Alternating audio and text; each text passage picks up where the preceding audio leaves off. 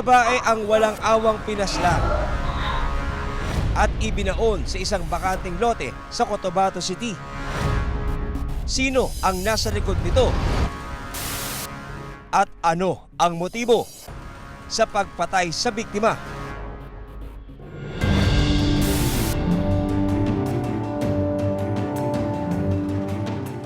Bandang alas 8 ng umaga, Ito ang bayad. Sandali lang ho noong 23 ng Hulyo, taong kasalukuyan, umalis ng bahay si Dr. Maria Vicenta Tello o mas kilala sa tawag na Marivic, 59 na taong gulang. Nagtungo siya sa Cotabato Regional and Medical Center kung saan siya nagtatrabaho. Pero ang doktora hindi na muling nakauwi ng bahay. Thank you, Doc.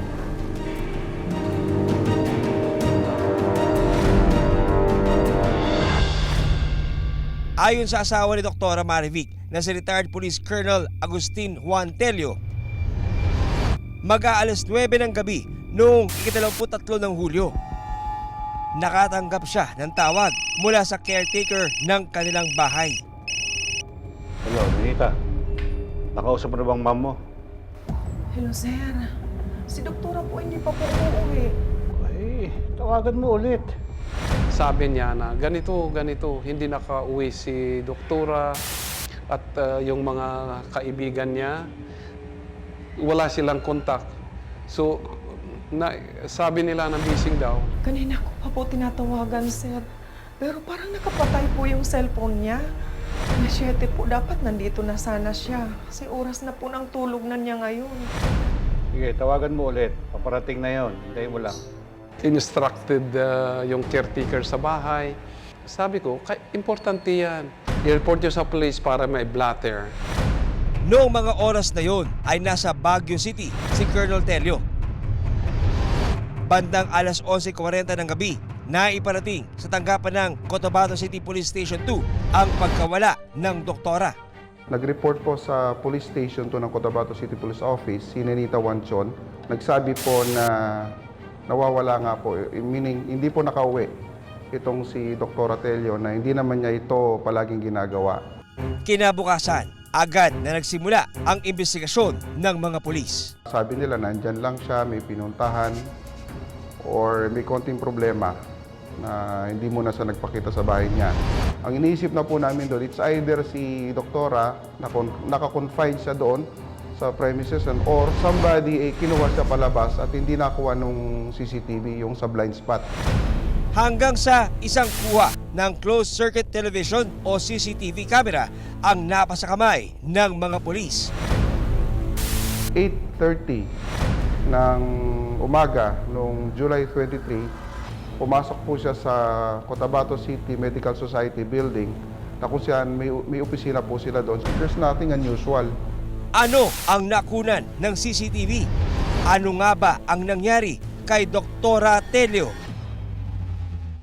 Hello, sir. Si doktora po hindi pa po uuwi. Sa kuha ng CCTV na napasakamay ng mga pulis, umaga noong 23 ng Hulyo, taong kasalukuyan, pumasok sa Cotabato Regional and Medical Center si Dr. Marivic Tello. Pumasok po siya sa Cotabato City Medical Society building na kung saan may opisina po sila doon. And then sa pag-iimbestiga po namin, wala pong trace na lumabas siya sa building na yon. Oo nga, Mari. Out of reach pa rin yung cellphone niya. Pagka naman tumawag sa'yo, pakitawagan naman kami. Nag-aalala na kasi kami. Ayon sa asawa ni Dr. Marivic na si retired Police Colonel Agustin Juan Tello, nung una, sinubukan pa nilang hanapin sa mga kakilala ang kanyang misis. One of my cousin informed me na hindi daw makontak yung phone ni Dr. Tello. So, ay ganun ba? So, nitry ko, the number you dial is incomplete. Now, base po sa experience, pag ganun yun, naka-off yung phone Ika-24 ng Hulyo, ayon sa Cotabato City Police, nagsagawa sila ng investigasyon sa ospital kung saan huling nakitang pumasok si Dr. Tello. Isa lang po sa mga buildings dito, at saka isolated po siya. Doon kami nag-start maghanap, dalawa lang inisip namin doon. Kung di namin siya natagpuan sa compound, posibleng may kumuha sa kanya. 3 araw na ang lumipas, pero bigo pa rin silang mahanap ang kinaroroonan ni Dr. Telio. Wala ka bang nakitang kahinahinalang lalaki na umaaligid sa CCMS building? Hanggang alas 8 ng umaga noong 27 ng Hulyo, Wala ka bang ibang nakitang tao sa CCMS kahapon? Ang alam ko lang ho, nanghiram ng pala sa akin si Nadine.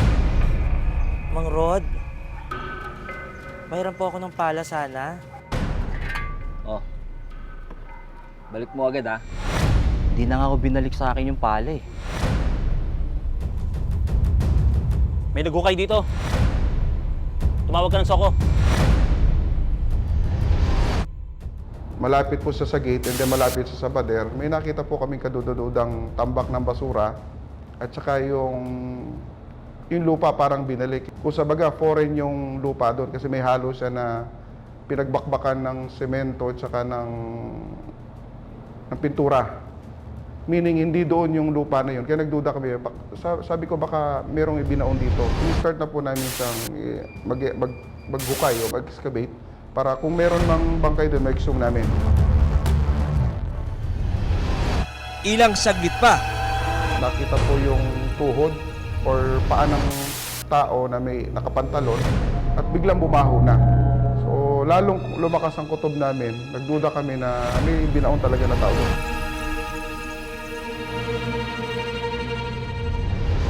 noong mga oras na yon, nakarating na sa Cotabato City ang asawa ng nawawalang doktora na si retired Police Colonel Agustin Juan Telio. Sir, positive. Ayon sa Cotabato City Police, mismong ang mister ng biktima ang kumilala sa bangkay. Sir, nakikilala mo ba siya? Siya ba yung asawa mo? Yes, sir. Nung na-exhume na po completely yung katawan ni Doktor at in-identify mo niya na siya daw po yun. Kumpirmadong siya na nga ang 4 na araw lang nawawala na si Doktora Maria Vicenta o Marivic Telio, 59 na taong gulang. Yung damit na, naka-scrub suit, din of course asawa ko yan eh. 100% that I'm sure that it is my wife. Sabi nila, pag you're a member of the uniform service, medyo you can control your emotions. Pero by the time nakita ko, asawa ko yun eh. Pagtingin ko, kawawa talaga. Masama ba talaga siyang tao to deserve such cruel and brutal way of dying? Sino ang nasa likod ng pagpaslang kay Doktora Marivic Telio?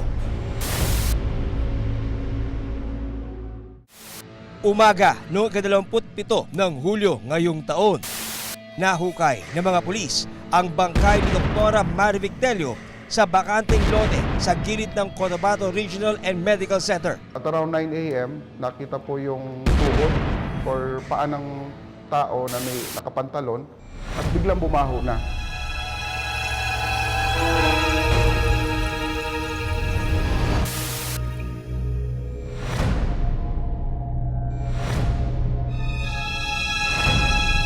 Pero that time, di pa kami sure na kung sino yung tao na yon.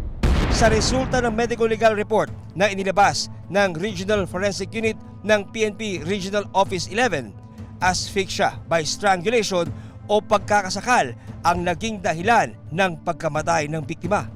Maliban po sa mga contusion, sa mga sugat sa ulo, and other abrasions, iba pang sugat sa katawan, according to RFU 11, ang kinamatay talaga ni ma'am is yung strangulation, yung pagsakal sa kanya. Dagdag pa ng mga pulis, nakitaan din ng sugat sa ulo ang doktora. According sa report po, meron po sa bandang ulo. Sa patuloy na investigasyon ng Cotabato City Police, maliban sa naaagnas na bangkay ng biktima, nakuha rin sa bakanting lote ang isang pala. Ano nga ba ang tunay na sinapit ng biktima?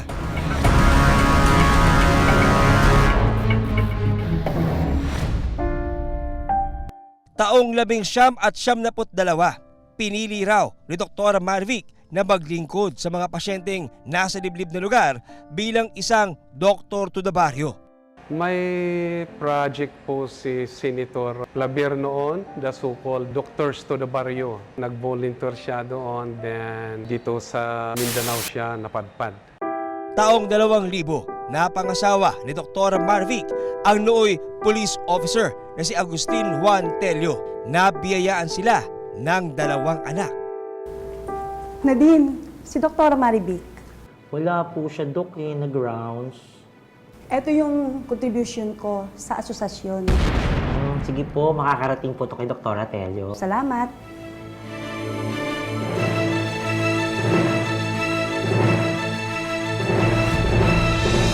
Tuloy mo lang yung vitamins mo, ha, Joyce? Paglalarawan ni retired Colonel Tello, maalagang may bahay, ina at doktor ang kanyang misis. Salamat po, Doc. Salamat. Mabait siya. Sabihin ko na yun ang isang strongest character niya is very kind talaga siya, lalo sa mga pasyente niya.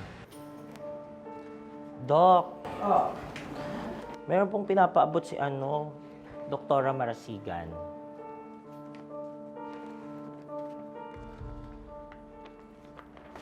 Kulang to. Hindi ko po alam, Doc. Yan lang pong pinaabot sa akin ni Doktora. Sinabi niyo ba kung sasama siya sa medical mission? Hindi po raw. Ikaw, sumama ka, ha? Kailangan ko ng taga-bitbit ng mga supplies. Siyempre naman, Doc, no? Malakas ka kaya sa akin. Dapat. Kamakailan, napili si Dr. Tello na maging treasurer ng isang samahan ng mga doktor sa Cotabato. Ang kanilang opisina nasa compound ng Cotabato Regional and Medical Center. Walang kamalay-malay si Dr. Marivic na isang malaking panganib pala ang nakaambang mangyari sa kanya. Sa patuloy na investigasyon ng mga pulis, hinanap nila ang huling tao na posibleng nakasama ng doktora. Nagmerienda po kami dyan sa lamesa niya. Paulit-ulit ang pabalik-balik kami doon sa area kasi nga siya yung huling nakita na tao nakausap at nakasama itong ang sekretary niya. Wala ka bang napapansin na kakaiba kay doktora?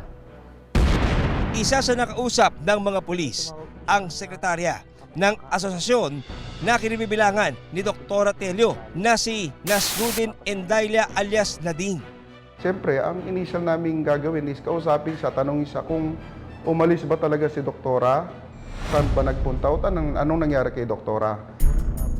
Sa ibinigay na salaysay ni Nadine sa mga pulis, nabanggit daw sa kanya ni Dr. Tello ang pamabastos sa telepono ng isang lalaki.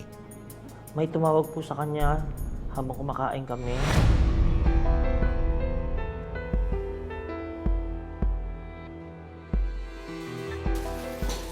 Doc, kumain ka muna ito yung merienda nyo. O sige. Umupo ka na dyan. Kumain tayong sabay. Di na, Doc. Sige na. Hindi ako sanay na walang kasabay kumain. Okay.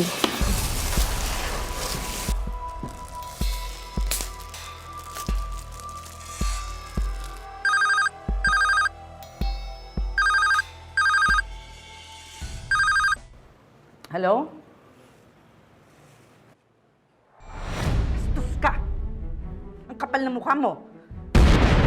Subukan mong magpakita sa akin, ipapa-aresto kita. Tapos, bigla po siyang nagalit. Si doktora daw nagreklamo sa kanya na, Nads, may isang lalaki nang babastos sa akin dito sa phone. May nambabastos daw sa phone niya, tapos bigla lang siya nagpaalam. Umuwi na po siya agad. Hayop! Dok, okay lang po kayo? Mauna na ako. Dok, paano po yung pagkain niyo? Ubusin niyo po muna. Sa'yo na yan. Ang sabi niya, hindi po siya dumaan dito sa may CCTV. Ang sabi niya is, dumaan si doktora dito sa may sliding door na kung titingnan natin sa area is blind spot. Hindi ka makikita sa CCTV. May CCTV naman yung building. Opo. Pwede bang makuha yung footage? Sige po. Sige po. Isa pang kuha ng CCTV ang nahanap ng mga pulis. Sino ang taong nakitang huling lumabas sa opisina ng doktora? Sir, nakikilala mo ba siya? Siya ba yung asawa mo? Yes, sir. Makalipas ang 4 na araw na pagkawala, natagpo ang nakabaon sa lupa at naaagnas ang bangkay ni Dr. Maria Vicenta o Marivic Tello umaga noong 27 ng Hulyo. Naging palaisipan sa kanyang pamilya at sa mga pulis kung sino ang nasa likod ng malagim na krimen. Ayon sa sekretarya ng asosasyon na kinabibilangan ni Dr. Tello na si Nasruddin Endayla alias Nadine, may nakaalitan sa telepono ang doktora bago ito natagpo ang wala ng buhay.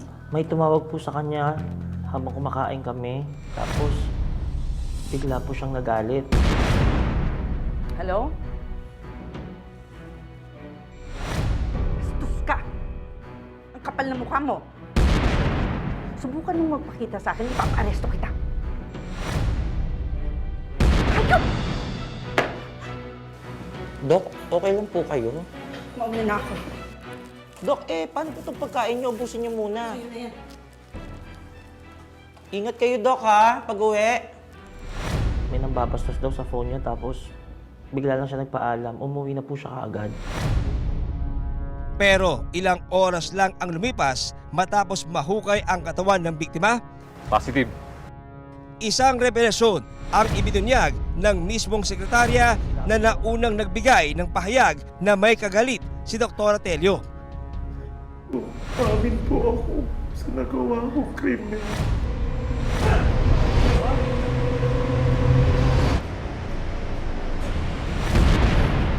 Ako po yung pumatay kay Dr. Tello.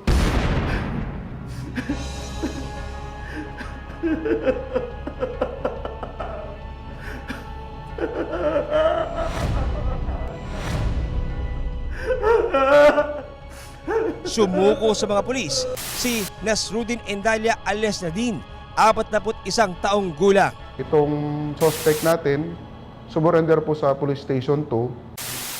Sa isang press conference, inamin ni Nadine na siya ang pumaslang kay Dr. Tello. Sa akin para gawin yun ay yung baka doon yung ibang pera ginamit ko. So hindi ko na napalampas yun. Umamin siya sa media and then he executed his extrajudicial confession with the assistance of a lawyer of his own choice.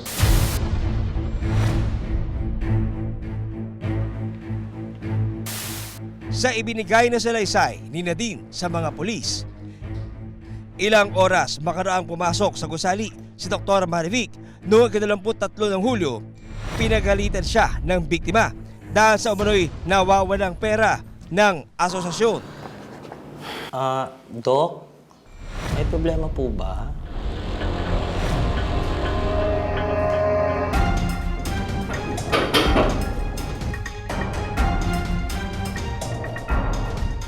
Bakit kulang ng 20,000 ang pondo ng asosasyon?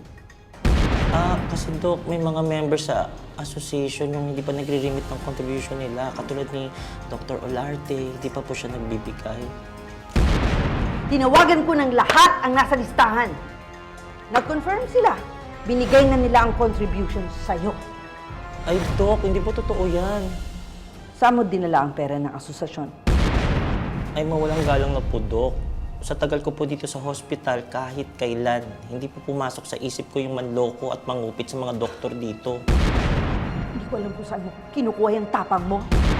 Pagkatapos ng lahat, Malinis po yung konsensya ko, Dok.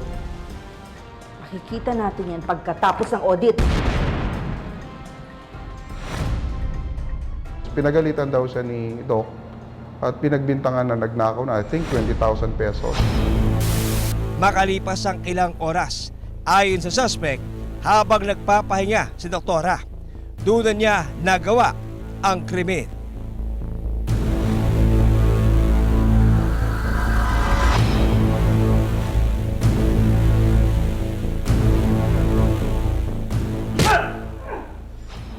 According to him, nagpapahinga si doktora nung ginawa niya yung crime. The term ngayon, and then I did it. Matapos paluin sa ulo gamit ang isang martilyo, nagawa pang sakalin ni Nadine ang doktora. After niyang pukpukin, according to him, sinakal niya si ma'am. Nakatalikod si ma'am according to him, nung nagpapahinga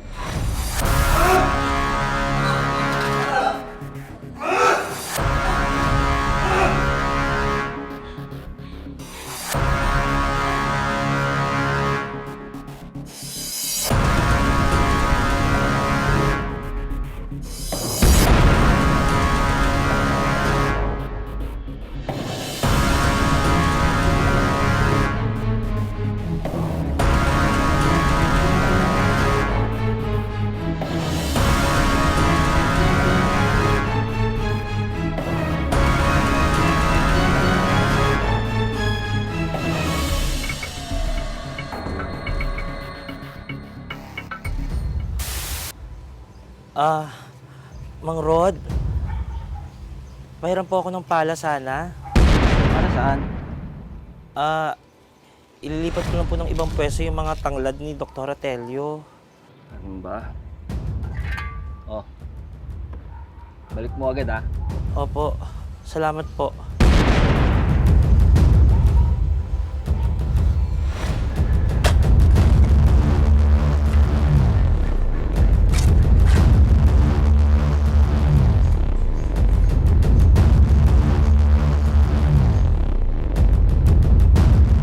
At nang mawala ng malay ang biktima, doon na siya binuhat at inilibing ng suspect sa bakanteng lote sa gilid ng gusali ng kanilang opisina.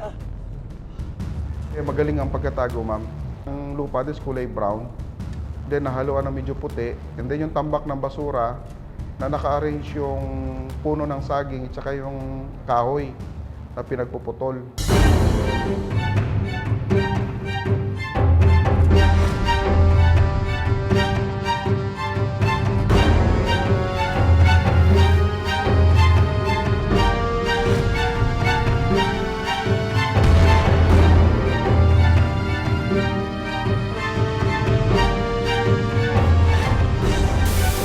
Alas 3 ng hapon ng parehong araw, nakunan pa ng CCTV ang paglabas sa gusali ng suspect na si Nadine.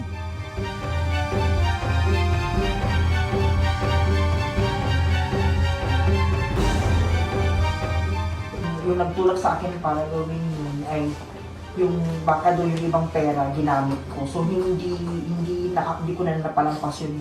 Matapos ang kanyang ginawang pag-amin sa krimen, itinuro ni Nadine sa mga pulis kung saan niya itinago ang mga gamit ng biktima. May mga recover po na personal belongings ni doktora. Doon po malapit sa bahay ng suspect sa may septic tank.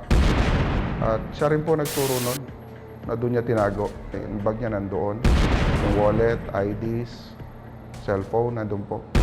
Natuntun din ng mga pulis ang murder weapon na ginamit ng suspect. Sa investigasyon ng mga pulis, galit ang nakita nilang motibo ng suspect kaya niya nagawa ang krimen. Ang nakita naming motibo is personal na alitan ng dalawa. Kasi nga pinagbibintangan daw, according to him, pinagalitan siya ni doktora. Sinampahan ng kasong murder ang suspect na si Nasruddin Endayla alias Nadine. Habang buhay na pagkakakulong ang parusa sakaling mapatunayan ng korte na siya ay nagkasala. Nasa police station to custodial facility siya. Na-file na po yung complaint kahapon sa fiscal's office sa kasong murder against the suspect. Through inquest proceeding po. Malaki ang panghihinayang ni Colonel Telio sa maaga at biglaang pagkawala ng pinakamamahal na asawa. Nakikita ko na maraming nagmamahal sa kanya. Nakikita ko sa mga tao. There is still love dahil sa expression of sympathy, condolence to my family. Umaasa sila na mabibigyan ng katarungan ang pagkamatay ni Dr. Marivic sa lalong madaling panahon. Sa ngalan ni Mike Enriquez, ako si John Consulta at ito ang investigador.